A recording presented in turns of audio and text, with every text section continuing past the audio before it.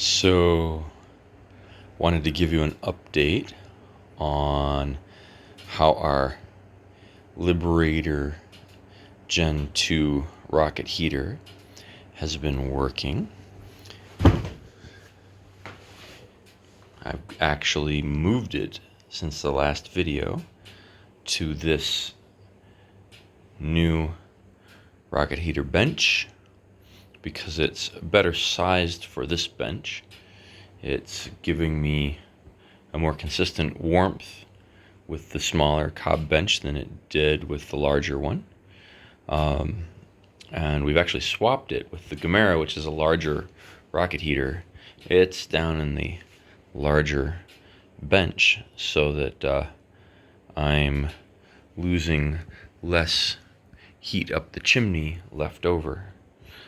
This is actually a very good pairing here. This 18-foot cob bench up on barrels is actually in half barrels, and those barrels are supported by these cast iron legs from the barrel stove kits you can buy at Tractor Supply or whatever.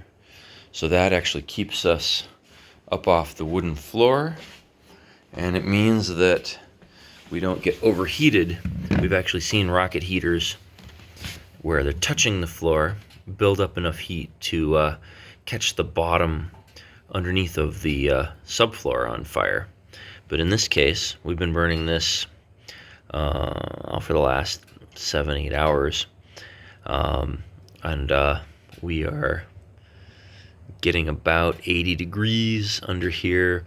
What happens is the heat bounces off the floor, but the warmth back here, there's a space all the way around between the wall and the floor and the cob bench, and it warms up and pulls cool air under the front of the bench as it lifts warm air up across the back of the underneath of the bench.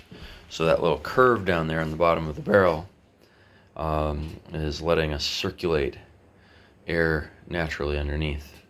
I've been asked before about temperatures with this, and underneath the mass bench that has the pipe going through it, it's right now in the low 80s.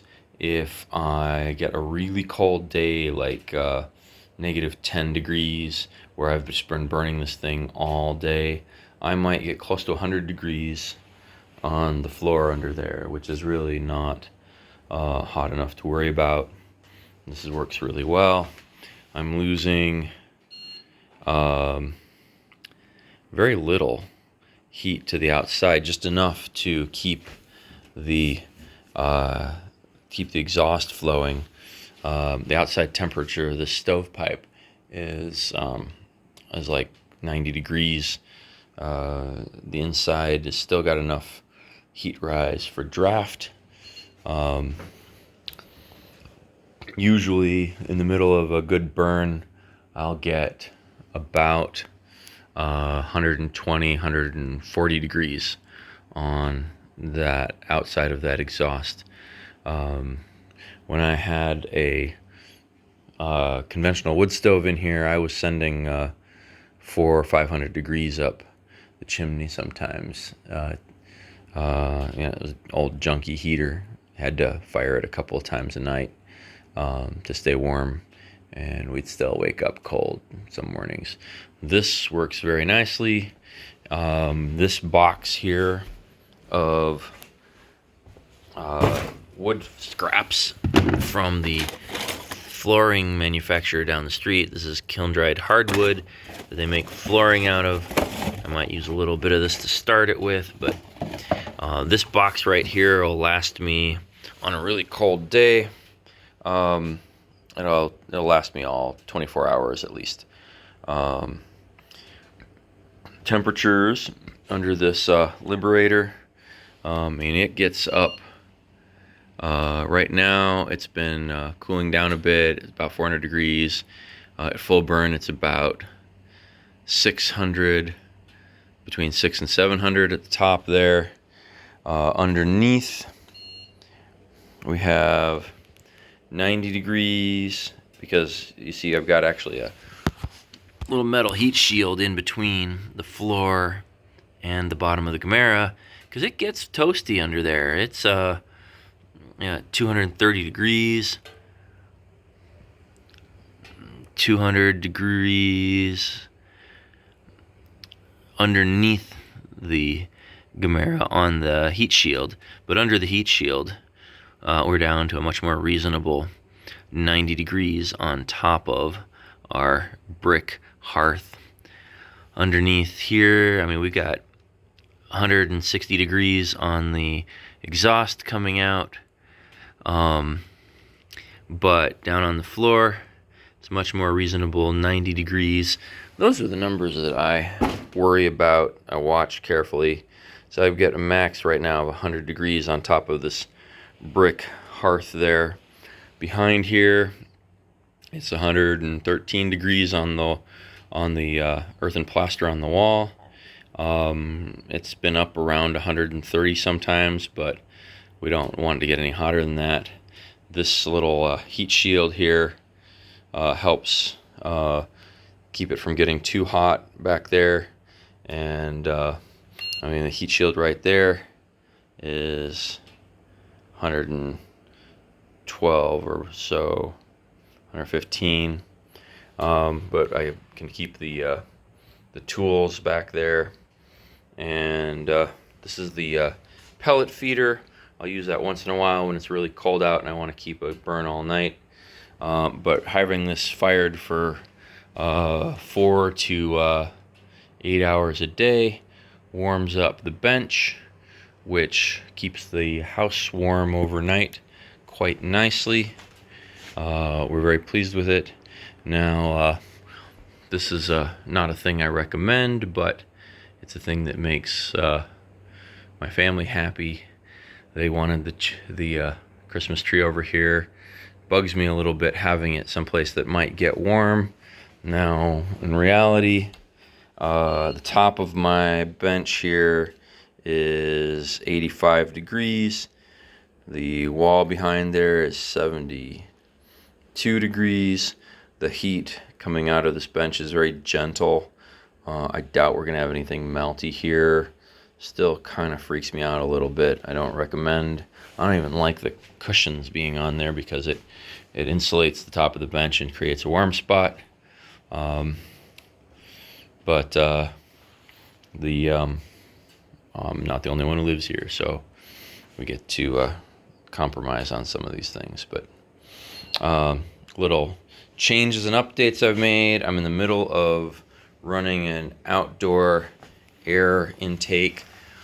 I'll run it under the bench there, and I'll come in here and bring in air from the outside of the of our trailer house here, and instead of sucking it in through underneath the door or cracks around the windows or whatever, that ought to help with the breezes in here. This setup up here, these little thermoelectric fans are pretty nice. Just getting a little bit of breeze pushed around. In some places it helps a lot in not giving you a hot ceiling. So up here above the ceiling, it's 100 degrees on the ceiling. We've had some places where it was as high as 140. I don't like that. Not here, but in other builds. And so definitely in those cases, having a fan like that makes a difference. But here, that temperature of the ceiling is no warmer, not significantly warmer than any place else up there on the ceiling.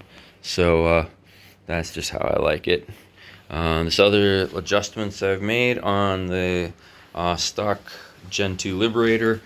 I had some high temperature stove glass cut here, mostly filled up with ash this afternoon. I'll have to clean that out in the morning. It'll be nice and cool, and I'll pull that ash out. But the glass in the clean out, normally you'd use this metal piece here to cover up the clean out, and this is where you start the thing. But I like the glass. I like being able to see the fire. I like being able to see whether the fire is a bright white color burning hot and clean, or as the fire is dying down, this is kind of orange glow, doesn't burn as clean. But I'm getting ready to go to bed. Doesn't particularly bother me for right now. But this has been really handy. It came with, see if I have it around here somewhere. Here we go. The lid handle was this little steel ball, which got really hot and made it kind of a pain. I actually keep a pot holder over here for when it's time to open it and feed it.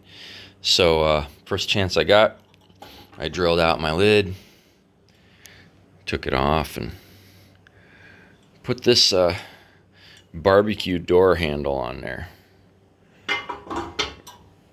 And that means even when the thing's roaring, going really hot, I can pick this up and set it down on the brick to feed the top, feed the rocket heater.